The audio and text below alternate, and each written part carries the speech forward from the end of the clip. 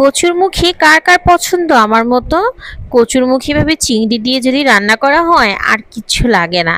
এত মজার এই রেসিপিটা আজকে আপনাদের সাথে শেয়ার করব, চলুন দেখা যাক। ফ্ল্যাশব্যাক। হ্যালো গাইস, আসসালামু আলাইকুম, ইটস মি আখি। সবাই কেমন আছেন? আশা করছি সবাই অনেক ভালো আছেন। তো এই তো চুলোতে আমি একটা কড়াই বসিয়ে দিয়েছি, তেল দিয়ে দিলাম পরিমাণ মতো। এখন পেঁয়াজটাকে হালকা করে একটু ভেজে নেব। তারপরে আমি এখানে দিয়ে দিব রসুন, আদা ও জিরা বাটা 1 চা চামচ সব মিলিয়ে। সেই সাথে আমি দিয়ে দিলাম হাফ চা চামচ হলুদ গুঁড়া, হাফ চা চামচ ধনিয়ার গুঁড়া, হাফ চা চামচ লাল মরিচের গুঁড়া। এরপরে আমি অল্প একটু পানি দিয়ে মশলাটাকে কষিয়ে নেব। তো এই পর্যায়ে এসে আমি মশলাটাকে খুব ভালো করে কষিয়ে নিয়ে দিয়ে দিব পরিমাণ মতো লবণ। আর লবণটা দেওয়ার পর এখানে আমি বেছে রাখা চিংড়ি মাছটা দিয়েছি। এই চিংড়ি মাছটা খুব ভালো করে আমি আগে থেকে পরিষ্কার করে নিয়েছি। তো এখন আপনারা চাইলে বড় চিংড়ি মাছ দিয়েও করতে পারেন, তবে ছোট চিংড়ি দিয়েই আমার খেতে বেশি মজা লাগে। তো আমি এখন মশলাটাকে কষিয়ে নিলাম। আর হ্যাঁ, এই যে কচুটা দেখতে পাচ্ছেন, এই কচুটা কিন্তু আমি কচুর মুখিটা আগেই ছিলে ভালো করে ধুয়ে পরিষ্কার করে একটুখানি গরম পানি দিয়ে ভাপিয়ে নিয়েছি, মানে হালকা একটা সিদ্ধ করে নিয়েছি, খুবই হালকা, জাস্ট বলকটা কিছুক্ষণ উঠেছে, তারপরেই নামিয়ে নিয়েছি। এভাবে যদি আপনারা ভাপিয়ে রান্না করেন কচুর মুখে, কখনোই কিন্তু সেটা গলায় চুলকাবে না। আর হ্যাঁ, কচুরমুখিটা একটু কষিয়ে রান্না করবেন, খেতে মজার হয়। আর কচুরমুখিটা অবশ্যই আপনারা ভাপিয়ে পানি ফেলে নেবেন। আর এই রকম সাইজের কচুরমুখিগুলো একদম নরম হয়ে যায়, সিদ্ধ হয়ে যায়, একদমই গলে যায়, খেতে কিন্তু খুবই মজা লাগে। তো আমি এক সাইজের কচু নেওয়ার চেষ্টা করেছি, দেখতেই পাচ্ছেন। তো এখন আমি পানি দিয়ে দিলাম, কারণ কচুটা ভালো করে চিংড়ি মাছ দিয়ে কষানো হয়ে গেছে।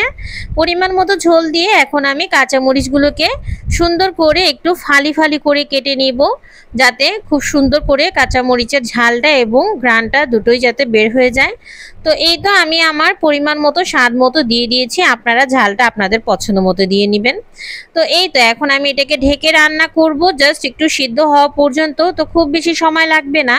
আর এটা ঢাকার আমরা সিদ্ধটা করে নিব একটু টাইম নিয়ে, মানে যতক্ষণ পর্যন্ত দেখব কচুটা সিদ্ধ না হচ্ছে। তো এই যে দেখেন, আমি একটুখানি দেখিয়ে দিলাম, এই যে কচুটা কিন্তু প্রায় আমার সিদ্ধ হয়ে গেছে।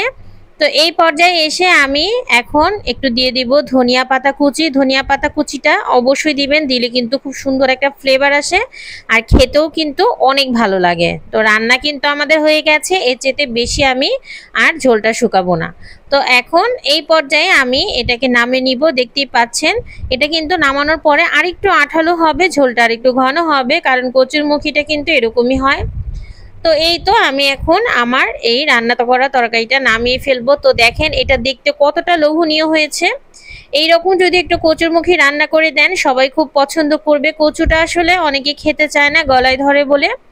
তো একটু যদি আপনারা সুন্দরভাবে প্রসেসিং করে এভাবে করে রান্না করেন, তাহলে কিন্তু এটা একটুও গলায় ধরবে না। আর হ্যাঁ, কচুটা কিন্তু যত নরম হবে ততই খেতে কিন্তু মজা লাগে কচুটা। তো আমি এভাবে করে রান্না করেছি চিংড়ি মাছ দিয়ে, চাইলে আপনারা অন্য মাছ দিয়েও রান্না করতে পারেন। তো এই তো ফাইনালি আমার এখন রান্নাটা হয়ে গেছে, আর কি গরম গরম ভাত নিয়ে বসে গেছি খাওয়ার জন্য। আর এখন আমি দেখেন, আমি একটু আপনাদেরকে দেখিয়ে দিব। আরেকটা কথা বলি, আপনারা কচু জাতীয় কোনো কিছু খাওয়ার সময় চেষ্টা করবেন লেবু নিয়ে খাওয়ার জন্য, কারণ কচু লেবু দিয়ে না খেলে একদমই বৃথা হয়ে যায়। লেবু দিলে স্বাদ যেমন দ্বিগুণ বেড়ে যায়, খেতেও খুব মজা লাগে। এই যে দেখেন, কচুটা কত সুন্দরভাবে গলে গেছে, কি দেখতে পাচ্ছেন? আমার তো মনে হচ্ছে আমি শুধু টিপ দিয়ে একটা একটা করে ভাঙতেই থাকি, এত মজা লাগছিল। তো এই তো মুখে দিলাম, আর মুখে দেওয়ার সাথে সাথে কচুটা একদম মুখে গলে গিয়েছে, খেতে এত মজা লেগেছে।